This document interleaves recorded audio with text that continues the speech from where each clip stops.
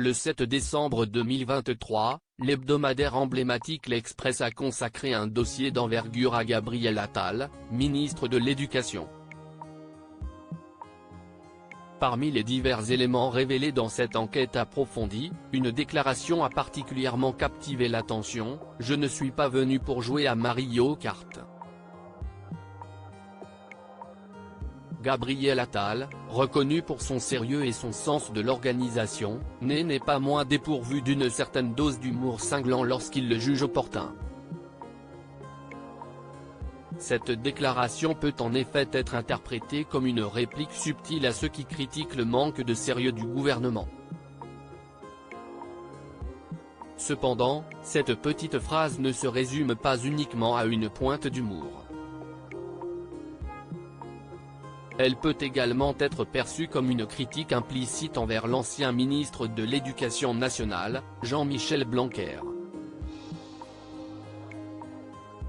En effet, ce dernier était régulièrement pointé du doigt pour sa supposée déconnexion des réalités du système éducatif et sa politique plus portée sur la communication que sur les véritables enjeux éducatifs.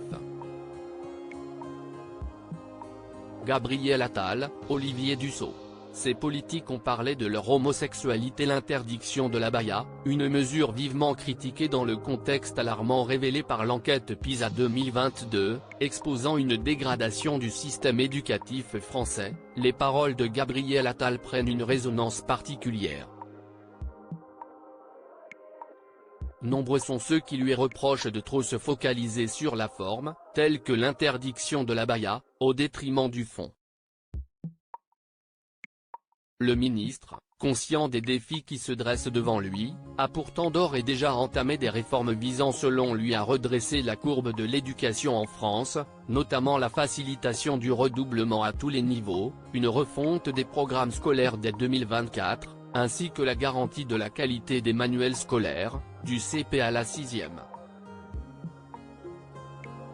D'autres mesures sont envisagées, telles que le retour des groupes de niveau en maternelle et élémentaire, ainsi que la création d'un nouveau diplôme, le baccalauréat professionnel 4.